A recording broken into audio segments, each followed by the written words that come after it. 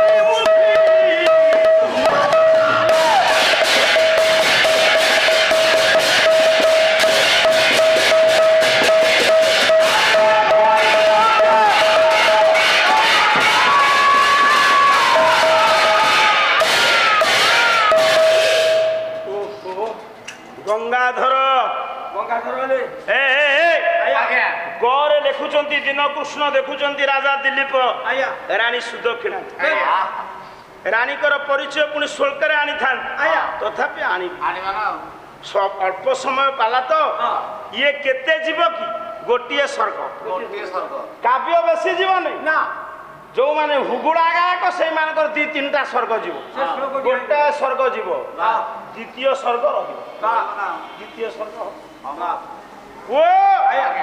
मो कहिबार तात्पर्य देखिले गजमती गज मुंडरू कौन बाहर मुक्ता गज मुक्ता ता देहरे पोहड़ा मिसा माल गुंथी आज सुनार जो रेट है ଆମେ ପାଲାବାଲା ଆଜ୍ଞା ସୁନା ଦୋକାନ ଦୁଆର ମୁହଁ ମାରି ପାରିବୁ ମୋ ଭାଗ୍ୟ ଭଲ ଆଜ୍ଞା ଦେଖିଲେ କିଣି ନେଇଯାଇଛି କିନ୍ତୁ ଆମେ ପାଲାବାଲା ବୁଝିଛୁ ଏତିକି ହଁ ଗୋଟେ କ୍ୱିଣ୍ଟାଲ ସୁନା ଗୋଟେ ନାରୀ ସାଙ୍ଗରେ ସମାନ ନୁହଁ ଆରେ ବା ଗୋଟେ ନାରୀର ଓଜନ ଯଦି 50 କେଜି ହଁ ହଁ 50 100 କେଜି ସୁନା ସମାନ ନୁହଁ କେମିତି କଣ ଗରିବ ଘରର ମା ଦୁଃଖ କରିବାର ନାହିଁ ସୁନା ଦୋକାନକୁ ନଗଲେ ଚିନ୍ତା ନାହିଁ କହିଲା ଏହି କବି ସମ୍ରାଟ ଉପେନ୍ଦ୍ର ଭଞ୍ଜ କୋଟି ବ୍ରହ୍ମାଣ୍ଡ ସୁନ୍ଦରୀ କହିଲା ଏ ହୀରା লীলা ମୁକୁଟ ମାଣିକ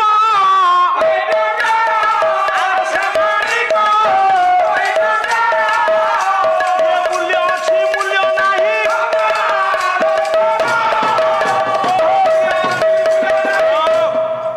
ଦେହ ଯାକ ଅଳଙ୍କାରରେ ମଣ୍ଡିତା ହେଇଥିବ ଝିଅ ବୋହୂ ହେଇକି ଗଲା ହଁ ଅଷ୍ଟମଙ୍ଗଳା ବାସି ଶାଶୁ ଘରକୁ ଉଠା ପକା କଲା ଦେଖ ସେ ସୁନାର କିଛି ମୂଲ୍ୟ ତା ଅଳଙ୍କାର ମୂଲ୍ୟ ରହିଲା ନା ନା ବାପା ମା ନାଁ ପକେଇଲା ଦେଖ ଗାଁ ଗୋଟାକ ଯାକ କହିଲେ କହିଲେ ଇଏ କି ବାପା କି ମା ଆକୁ କୋଉ ଶିକ୍ଷା ଦେଇଛି ଇଏ କୋଉ ଘରୁ ଝିଅ ଆଣିଲା ବୁଢାକୁ ବୁଢୀକି ଦିଅରକୁ ନଣନ୍ଦକୁ ଦେଢୁଶୁରକୁ କାହାକୁ ରଖେଇଦେଲା ଝିଅକୁ ବାଡେଇଲା ନନ୍ଦୁକୁ କାମୁଡି ଦେଲା ନଣନ୍ଦକୁ କାମୁଡି ଦବ କାହିଁକି ବଧିରେ ତୋରି ସ୍ତ୍ରୀ କାମୁଡି ଦଉଥିବ ତୋରି ଭଉଣୀ କାମୁଡା କାମୁଡି ଜାଣିଗଲାଣି ନୁହଁ କେଇ ଥର ପାଣି ପିଇଲୁଣୁ କେଇ ଥର ପାନ ଖାଇଲୁଣି ଆରେ ବୋତଲ ପାଣି କେତେ ଭଲ ପାଲାରେ ତ ମୁଣ୍ଡୁଟି ନାହିଁ ହେଁ? ଏଠି ଯେତେ ଜ୍ଞାନୀ ମାନେ ବସିଛନ୍ତି ଆଚ୍ଛା ଆଚ୍ଛା ବିଲୁକୁଲ ଅଳଙ୍କାର ପିନ୍ଧି ନଥବ ଗୋଟେ ଝିଅ ଆଜ୍ଞା ଶାଶୁଘର ପରିବାରକୁ ନିଜର କରିଦବ ଦେଖ ପଣ୍ଡିତେ ଅଳଙ୍କାରରେ କିଛି ସେଠି ଆଉ ମୂଲ୍ୟ ରହିବ ନା। ଅଳଙ୍କାର ହାର ମାନିବ ତା ପାଖରେ ବାସ୍ ବାସ୍ ତେଣୁ ମୋ କହିବାର ତାତ୍ପର୍ଯ୍ୟ ତୁମେ ରାଣୀ ରାଣୀ ଯେହେତୁ ରାଜାଙ୍କର ସ୍ତ୍ରୀ ହଁ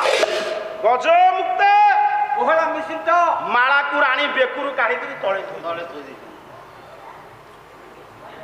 ଗଜ ଶିରମତି ଫଳ ପ୍ରବାଳ ମିଶ୍ରିତ ମାଳ ଗଳାରୁ କାଢିଣ କିମ୍ବା ଥୋଇଛ ତଳେ ଗଙ୍ଗାଧର ଗଙ୍ଗାଧର କିଏ ସେ ଶିବ ତାଙ୍କ ନାରୀ କିଏ ପାର୍ବତୀ ତାଙ୍କ ଜାନ କିଏ ସିଂହ ସିଂହର ଶତ୍ରୁ କିଏ ହାତୀ ହାତୀ ଦାନ୍ତରେ ତିଆରି ପଲ୍ୟଙ୍କର ନ ଶୋଇ ସାରଥ ପରେ କହିଲେ ତଳେ ଶୋଇଛ ଏଥିରୁ ଜଣା ପଡୁଛି ରାଣୀକି ବେଶୀ ଗରମ କବି କେତେ କୌଶଳରେ ଲେଖିଛି ସେ ଯଦି ସିଧା ଲେଖି ଦେଇଥାନ୍ତେ ହସ୍ତିଦନ୍ତ ପଲଙ୍କ ବା, ନା ନା। ଗଙ୍ଗାଧର ନାରୀ ଜାନ ରିପୁ ଦନ୍ତ ପଲ୍ୟଙ୍କେଣ ନ ଶୋଇ ଶୋଇଛ କିମ୍ପା ସାରଥ କରି ଓଡ଼ିଆ ସାହିତ୍ୟ କେତେ କଷ୍ଟ ଗୋରି ମତେ କଲ କି ମାନ ସେଇ ଦ୍ୱାର ବନ୍ଧରେ ଠିଆ ହେଇ ରାଜା କହୁଛନ୍ତି ଗଙ୍ଗା ଗଙ୍ଗାଧର ଧାରୀ ହଁ। ଗଙ୍ଗାଧର କିଏ ଶିବ ଶିବ କଣ ଧାରଣ କରନ୍ତି ଚନ୍ଦ୍ରଙ୍କୁ ଚନ୍ଦ୍ର ପରି ମୁଖମଣ୍ଡଳ ତୁମର ମଳିନ ପଡି ଯାଇଛି ହେ ସୁନ୍ଦରୀ ରାଜା ସେଇ ଦ୍ୱାର ବନ୍ଧରେ ଠିଆ ହେଇ କହୁଛନ୍ତି ହବା ତାହେଲେ ଇଏ ଯୋଉ ରାଣୀ ଇଏ ରାଣୀ କିଏ ବୁଝିଦବା କବି ହେଲେ କାଳିଦାସ କହି ରଘୁବଂଶ ମହାକାବ୍ୟ ତସ୍ୟ ଦାକ୍ଷିଣ ରୁଢେନ ନାମ ନାମ ଗଧ ବଂଶଜା ପତ୍ନୀ ସୁଦକ୍ଷିଣାତି ଆସିତ ଘୋର ଅଶ୍ଵେବ ଦକ୍ଷିଣା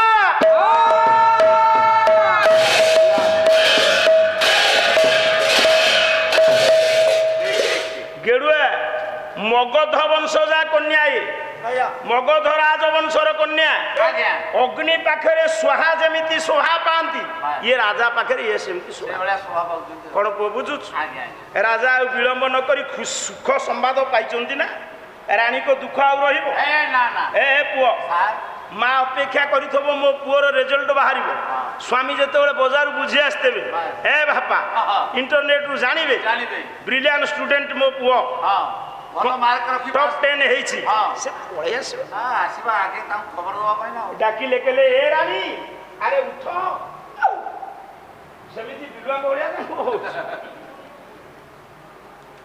କଣ ହେଇଛି କୁହ ତୁ ଯେମିତି ହାତ ଭରା ଦେଇକି ଉଠୁଛୁ ମୁଁ ଦେଖୁଛି ନାରୀ ମାନେ ବି ଉଠିବେନି ତୁ ସବୁ ଉଠେଇଛୁ ଆଉ କଣ ହେଇଛି ରାଣୀ ଶୁଣ ରହମନ ଲୁଗା ସଜାଡି ଗୋଟେ ସୁଖ ସମ୍ବାଦ ଅଛି ଶୁଣ କୋଉ ସୁଖ କଣ ପାଇଁ ତୁମେ କାନ୍ଦୁଛ ର ପାଟି ଖୋଲ ନା ପାଟି ଖୋଲିଲେ କବି କଟିଯିବେ ହଁ ବା ଇଏ କାବ୍ୟ ଇଏ ଓଡ଼ିଆ ନାଟକ ନୁହଁ କି ରାମ ଏ ଯୋଉ ଇଏ ରାମଲୀଳା ନୁହେଁ ନା ରାମଲୀଳାକୁ ନିନ୍ଦା କରୁଛୁ କି ଆଉ କୋଉ କଥା ନୁହଁ ରାମଲୀଳାକୁ ନିନ୍ଦା କରିହବନି କୀର୍ତ୍ତନକୁ ନିନ୍ଦା କରିହବନି ପୁଅ ବାପା ମାନେ ମାପି ଚୁପି କଥାବାର୍ତ୍ତା କରିବୁ ନହେଲେ ଅଡୁଆରେ ପଢିବୁ ଆଜ୍ଞା ଶୁଣ ପୁଅ ସବୁଥିରେ ସାହିତ୍ୟ ଲୁଚିଛି ମୁଁ ସବୁଥିରେ ସାହିତ୍ୟ ଲୁଚିଛି ହଁ ହେଲେ ରାଣୀ କି ଇଏ କହିବା ପୂର୍ବରୁ ରାଣୀ ମନକୁ ମନ କହିବେ ହଁ ବା କବି ହେଲେ କିଏ ଚନ୍ଦ୍ରକଳା ଚନ୍ଦ୍ରକଳା କାବ୍ୟ ଚନ୍ଦ୍ରକଳା କବି ହେଲେ କିଏ ବଳଦେବ ରଥ କବି ସୂର୍ଯ୍ୟ ବଳଦ ରଥ ବଳଦେବ ମତେ ଚିହ୍ନିଛୁ? ବଳଦେବ କହିଛି ବଳଦେବ କହିଛୁ, ହସୁଦନୁ କାହିଁକି? କହିଲେ ଅଖଣ୍ଡ ମଣ୍ଡଳ ଖଣ୍ଡ ସେ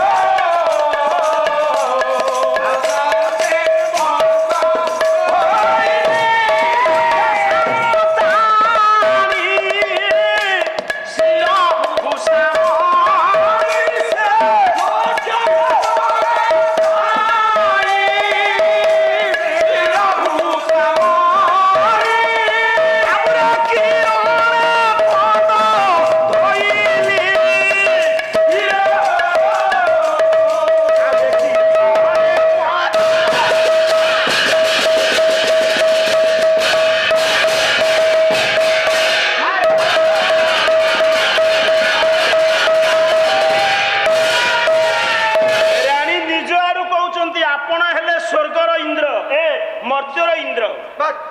ଆପଣଙ୍କ ପାଦ ତଳେ ସାମନ୍ତ ରାଜା ମାନେ ଆଜ୍ଞା ଯୋଉ ଯିଏ ଆପଣଙ୍କୁ କର ଦଉଛନ୍ତି, ଆପଣଙ୍କ ପାଦ ତଳେ ତାଙ୍କର ମୁଣ୍ଡ ନଇଁଲା ବେଳେ ତାଙ୍କ ରାଣୀ ମାନଙ୍କର ମୁଣ୍ଡ ଯେତେବେଳେ ମୋ ପାଦ ତଳେ ନଇଁଯାଏ, ଆଜ୍ଞା ଆଜ୍ଞା ସେତେବେଳେ ମୋ ଛାତି ଫାଟିଯାଏ। କାହିଁକି?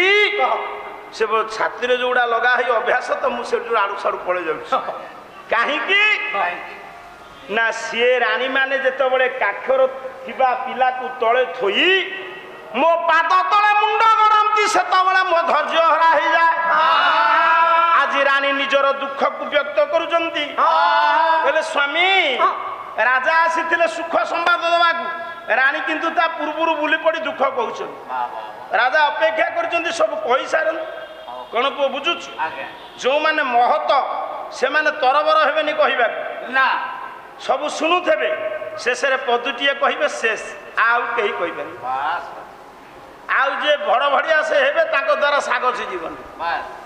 ପୁଅ ଏଠି ରାଜା ଶୁଣୁଛନ୍ତି, ରାଣୀ କହିଲେ ସ୍ୱାମୀ, ମୁଁ ଏଇ ଘରେ ଥିଲାବେଳେ ଝରକ ବାଟି ଫାଙ୍କ ଭେଦ କରି ମୋ ଦୃଷ୍ଟି ଲମ୍ବି ଯାଇଥିଲା ଦୂର ପ୍ରାନ୍ତରକୁ।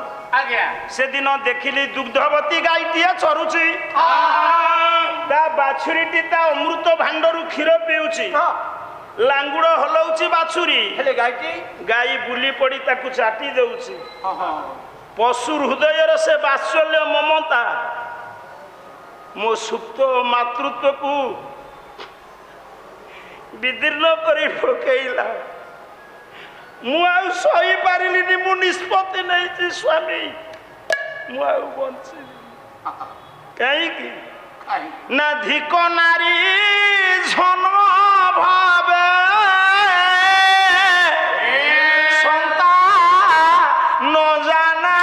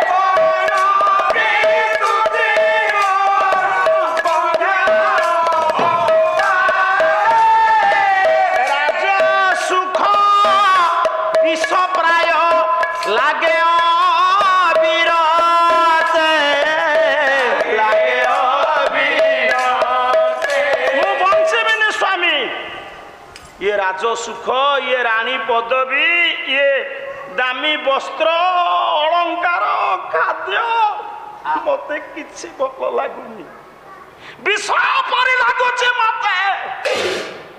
ମୁଁ ନିଷ୍ପତ୍ତି ନେଇଛି, ମୁଁ ମରିଛି। ଆଉ ଗୋଟିଏ ପଦ ପୁଅ ମନେ ପଡି ଯାଉଛି, ଏଇ ହଉଛି ପାଲା। କବି ହେଲେ ଆପଣ ମାନଙ୍କର କବି ସୂର୍ଯ୍ୟ ବଳଦେବ ରଥ। ବହି ହେଉଛି ଚନ୍ଦ୍ରକଳା। ମୋ ମା ମାନେ ଝିଅମାନଙ୍କର ଜନ୍ମ ଗୋଟେ ଗାଁରେ ଗୋଟେ ଜାଗାରେ ଏନ୍ତୁଡ଼ି ଜଳିବ, ଆଉ ଗୋଟେ ଜାଗାରେ ଜୁଇ ଜଳିବ। ଆଜ୍ଞା ଗରିବ ଘରର ଝିଅ ସହିତ ଧନୀ ଘର ଝିଅ ବଉଳ ବସିଛି, ମକର ବସିଛି। ଧନୀ ଘର ଝିଅ ଧନୀ ଘରର ବୋହୂ, ଗରିବ ଘରର ଝିଅ ଗରିବ ଘରର ବୋହୂ। ଦୀର୍ଘ ଦିନ ପରେ ଦୁଇ ସାଙ୍ଗଙ୍କର ଦେଖା ହେଇଗଲା ଗାଁ ମାଟିରେ।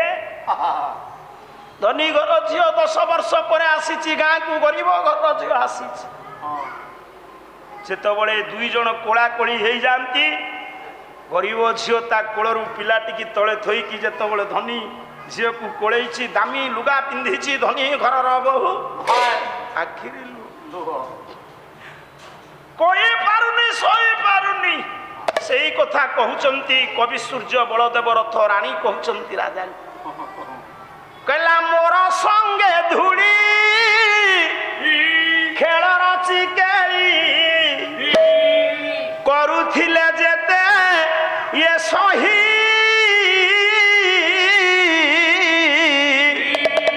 କରୁଥିଲେ ଯେତେ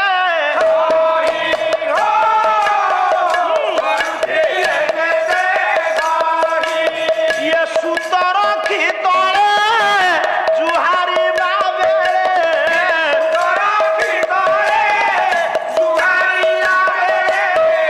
ଲାଜେ ନ ପାରିଲି ଚାହିଁରେ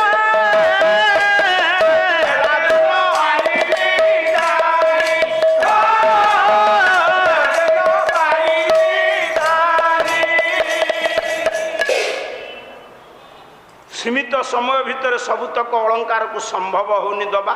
ଆଜ୍ଞା କହିଲା ମୋରି ସାଙ୍ଗରେ ଧୂଳି ଘଳ ଖେଳି ମୋ ସାଙ୍ଗ ଆଜି ମୋତେ ଦେଖା କଲା ବେଳେ ମୁଁ ଲାଜରେ ତା ମୁହଁକୁ ଚାହିଁ ପାରୁନି, ହାରି ଯାଇଛି, ମୁଁ ବଞ୍ଚିବିନି। ସାର୍ ସେଇଠି ରାଜା ଡାକିଲେ, କହିଲେ ରାଣୀ ତୁମର ଇଏ ଦୁଃଖ ରାଶି ଆଉ ରହିବନି, ଘୁଞ୍ଚିଯିବ। ଦୁଃଖ ଘୁଞ୍ଚିଯିବ। ହଁ ଶୁଣ, ଏତେ ଦିନ ପରେ ଆମର ଇଷ୍ଟ ବେଦପତି ବ୍ରହ୍ମା ଆବିର୍ଭାବ ହେଇ ମୋତେ ବତେଇଛନ୍ତି ପୁଅ ହେବାର ଉପାୟ। ଉପାୟ ସ୍ୱାମୀ, ହଁ ମୋ ମନକୁ ଗୋଟେ କଥା ଜୁଟୁଛି। କଣ? ଆମେ ତ ଭୁବନେଶ୍ୱରକୁ ଧୀରେ ଧୀରେ ପାଟି କରନା, ସ୍ଥାନ କାଳ ପାତ୍ର ବିଚାର କରି କଥାବାର୍ତ୍ତା କର। ଭୁବନେଶ୍ୱର ହନା, ପାଲାଟାକୁ ଏତେ ଶସ୍ତା ମନେ କର। ଦେଖା ଯାଇଥାନ୍ତେ। ଏଠି ଯେତେ ମୋର ଜ୍ଞାନୀ ଗୁଡ଼ି ବିବେକୀ ପଣ୍ଡିତ ମଣ୍ଡଳୀ ଅଛନ୍ତି, ତାହେଲେ ବ୍ରହ୍ମା କ'ଣ କହି? ବେଦପତି ବ୍ରହ୍ମା ମୋତେ କହିଛନ୍ତି, ହଁ ଆମେ କୁଳଗୁରୁ ବଶିଷ୍ଠଙ୍କ ପରାମର୍ଶ କଲେ ବେଶ ଆମର ସନ୍ତାନ ହବାର ଉପାୟ ସେ ବତେଇଦେବେ। ବତେଇ ଦେବେ। ଆଉ କାହିଁକି ବିଳମ୍ବ କରିବା? ନା ଯିବା। ଏତେ ଦିନ ପରେ ବ୍ରହ୍ମା ଯଦି କହିଛନ୍ତି ତାଙ୍କ ପୁଅ ଆମ କୁଳଗୁରୁ ବଶିଷ୍ଠ ପରାମର୍ଶ ନେଲେ ସନ୍ତାନ ହବାର ଉପାୟ ବତେଇ ଦେବେ, ତାହେଲେ ଆମେ ବିଳମ୍ବ କରିବାନି। ଯିବା ସ୍ୱାମୀ। ଆମେ ରାତି ପାହିଲା ପୂର୍ବରୁ ହଁ ପ୍ରସ୍ତୁତି ହେଇ ଠିକ ପ୍ରଭାତରୁ ବାହାରି ପଡ଼ିବା ବଶିଷ୍ଠଙ୍କ ଆଶ୍ରମକୁ।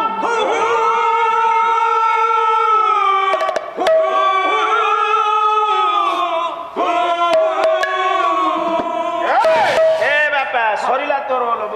ଆଜ୍ଞା ବାପା ଗେଡୁଆ, ଇଏ ରାଜା ଯେତେବେଳେ ଯିବେ, ଏ ଗେଡୁଆ, ରାଜା ଯେତେବେଳେ ଯିବେ, ତୁ ଯେତେବେଳେ ପାଲାକୁ ଆସୁ ତୋ ଘର ଦାୟିତ୍ୱ କାହାକୁ ଦେଉ? ମୋ ସ୍ତ୍ରୀ କି। ଠିକ କହିଛୁ। ରାଜା ଯେତେବେଳେ ରାଜ୍ୟକୁ ଛାଡି ଯିବେ, ତୁ ତ ପରିବାରର ମୁରବୀ, ରାଜ୍ୟର ମୁରବୀ ରାଜା ଦିଲ୍ଲୀପ, ସିଏ ଯେତେବେଳେ ବଶିଷ୍ଠଙ୍କ ଆଶ୍ରମକୁ ଯିବେ, କେଉଁ ଦିନ ଫେରିବେ କହିହେବ? ହେଲେ ଦାୟିତ୍ୱ ଦେବେ, ରାଜ୍ୟ ଦାୟିତ୍ୱ କାହା ହାତରେ? ଏ ପିଲା ଧୀରେ ଧୀରେ ବାପା ରହ, ପାଟି କରନା। ଧୀରେ ଧୀରେ ପୁଅ, ଦେଖିଲୁ କେମିତି ରାତି ଅନିଦ୍ରା ହେଇ ଘର ଦ୍ୱାର ଛାଡ଼ିଲୁ। ଆଜି କ'ଣ ସାବିତ୍ରୀରେ ଆମ ସ୍ତ୍ରୀ ଆମକୁ ଟିକେ ମୁଣ୍ଡିଆ ମାରି ନଥାନ୍ତା? କେବଳ ପରାଧୀନ ଜୀବନ, ଖାଲି ଫୋନରେ ମାରାମାରି ହେଲେ ଯାହା। 2 ପଇସା ପାଇଁ ଆଜି ଅବସ୍ଥା, ପରାଧୀନ ଜୀବନ। ଏଠି ଯେତେ ଜ୍ଞାନୀ ମାନେ ବସିଛନ୍ତି, ଆଜ୍ଞା ପୁଅ ଶୁଣ, ଇଏ ରାଜ୍ୟର ଦାୟିତ୍ୱ ରାଜା ଚିଠିଟିଏ ଲେଖିଲେ ରାଜା। ଆଜ୍ଞା କ'ଣ ଲେଖିଲେ? କହିଲା ଲେଖିଲେ ସଚିବେ ଲାଗିଲା ମୋ ରାଜ୍ୟ ଯତନେ ସାଇତି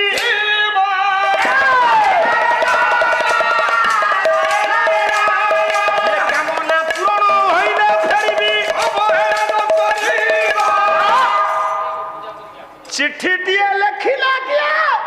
ରାଜା ଲେଖିଲେ ସଚିବେ, ସଚିବ କହିଲେ ମନ୍ତ୍ରୀ। ଆଜ୍ଞା লেখিলে সচিবে লাগিলা মো রাজ্য যতনে সাইতি থিব হে মন্ত্রী বর মু ফেরিবা পর্যন্ত তুমি মো রাজ্যর দায়িত্ব নব চিঠিটিকে রখিদেলে সিংহাসন উপরে ব্রাহ্মী মুহূর্ত এইটি তুমি জানিছি মহাপাত্র মহাচালাক কইবে ব্রহ্মাঙ্ক পাদ তলে পড়িবা কথা লেখা হেই নাই রঘুবংশ যদি এটি অমান্য করিব রঘুবংশ জীবী ঘরু আনিব ওড়িয়া প্রিন্ট নুহ বাপা হিন্দি প্রিন্ট আনিবি আখিকি এমতি খোলিকি দেখেইবি কইলা অথা ভর্চ বিধাতার প্রয়ত পুত্র কাময়া ও দম্পতি বশিষ্ঠস্য ইয়ে গুরুর জগমতুর আশ্রম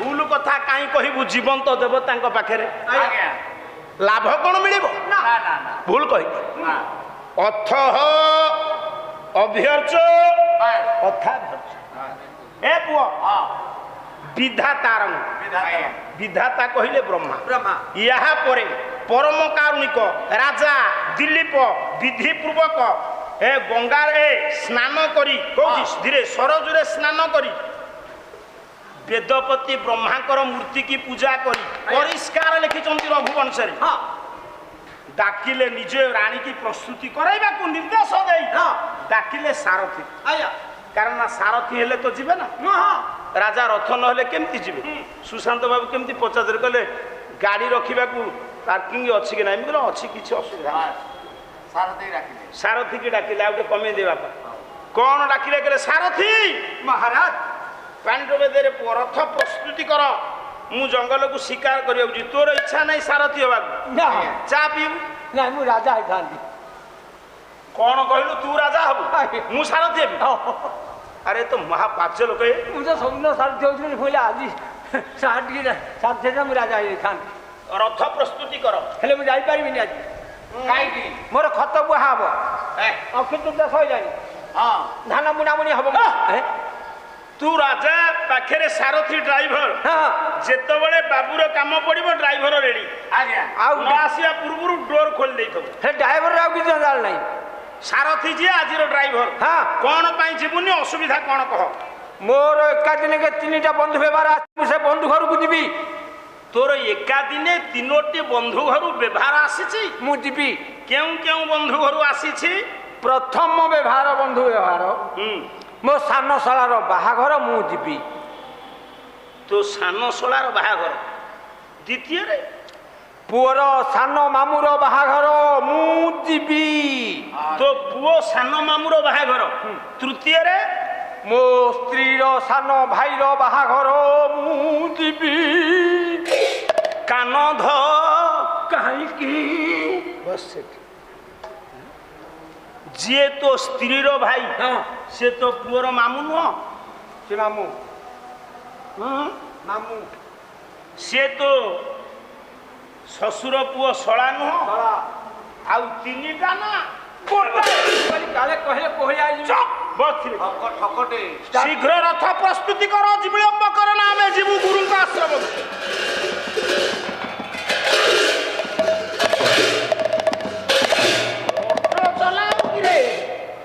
पाला सजा को बसबी बुढ़ा केते पाला प्रेमी बुढ़ा रेलवे चाकरी करथला छाड़ी के आई महाराज गोटे रेलवे स्टेशन रे बुढ़ा कांदुची रे कांदिले कोन हबो तू जा गोटे निम्न माने तृतीय श्रेणी कर्मचारी हबर काई चतुर्थ हो काई छाड़ दे आई पाला प्रति बुढ़ा रे एते आग्रह ये सेमती किछि नाही तू पाला नथिला बे ऑटो चलाउ बोधे नले ये रथ को ऑटो संगे समान करूछु अरे महाराज रथ चलले एमिति एमिति काई टाणु स्टार्ट करूछु अच्छा मु मझिरे बसिछि चला पटा ददरा आपण गली पड़िबे दिलीप राजांकर रथर पटा ददरा गड़ी पड़िबे हौ बापा असरण बेले डाहाण पटे बसिछि चला चकरे पंप नाही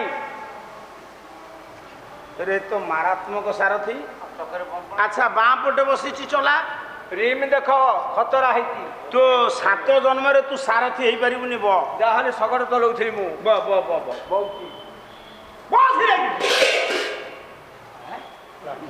ରଥ ଚକରେ ପମ୍ପ ଥାଏ ଇଏ ରଥ କେମିତି କାଳିଦାସ ଲେଖିଛନ୍ତି ରଥରେ ସାରଥି ବସିଛି ଅଶ୍ୱ ଜୋତା ହେଇଛନ୍ତି ରାଜା ବସିଛନ୍ତି ରାଣୀ ବସିଛନ୍ତି ସେ ରଥ କେମିତି କହିଲ କହ ମୁଁ ଚା ପିଉଛି ଆଉ ଚା ପିଇବୁ ଚା ଥଣ୍ଡା ହେଲାଣି ଆଉ